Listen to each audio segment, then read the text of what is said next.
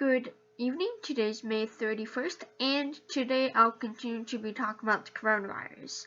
So the first piece of news is that Alaska, which has been one of the most aggressive states in seeking to reopen its economy during the coronavirus pandemic, has seen a sudden rise in identified coronavirus cases over the last few days, and today the state reported a record of 27 new cases.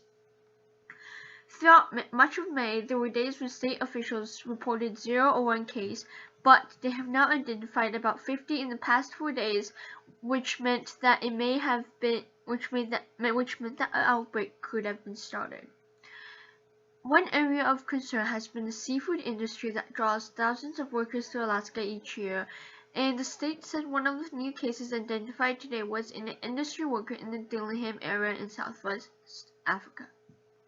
As the salmon season is beginning, isolated fishing towns are bracing for influx of workers in the first brush of coronavirus, and the worry of many Alaskans is that they are afraid the fishing season will be abandoned and many workers will not come because of the coronavirus pandemic.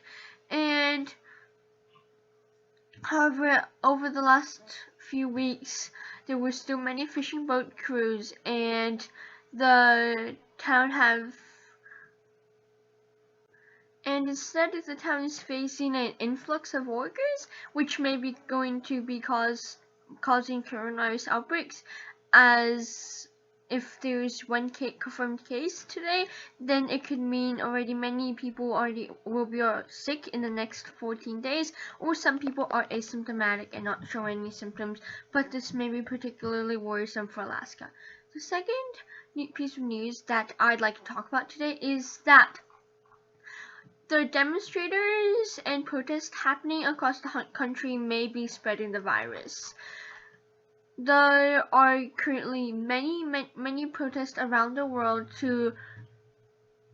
for the killing of George Floyd in the custody of the Minneapolis police, and currently in San Jose, where I live, there have been just many protests. There have been a curfew set, and it is just basically chaos all over. What is particularly worrisome for officials is that America, which is the hardest hit country by the virus, combined with the protests, will see an influx of cases, and many outbreaks could be started, undoing what officials have been doing for months. And experts have also said that the protests could affect planned reopenings, and that local beaches will be closing, and the protests probably should stop by now, but anything we do can't really stop them, as the protests are getting out of control every day. But if the protests continue, and the advice we can give them is that if you're going to be protesting, please try to social distancing or wear masks, even though it is outside, because they're in close quarters, and if you see the protests, the people are in close proximity with each other, which is extremely dangerous in many cases. The third thing that I'd like to talk about is that Nicaragua is one of the last countries to resist adopting strict measures to curb the spread of the virus. It never closed its schools and businesses, and throughout the pandemic, the government organized mass events which could spread the virus. Now there are signs everywhere that the virus is raging across the country, though the government insists it has the situation under control.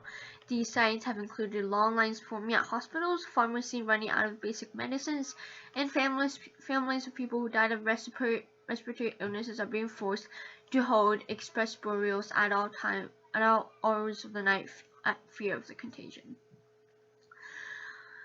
Health organizations are struggling to get accurate numbers as testing is limited and controlled by the government, and doctors and activists are bracing for disaster.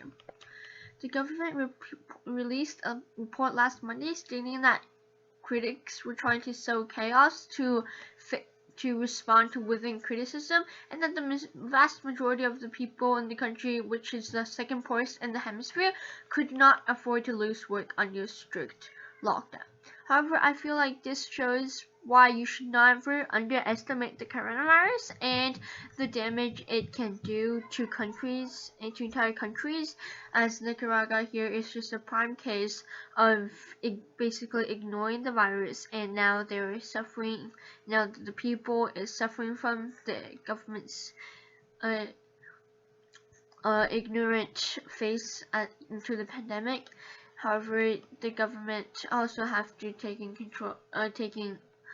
options that people will go into poverty as the pandemic has ravaged economies, including the U.S. That's it. Thank you for listening, and I hope you have a good day. Thank you.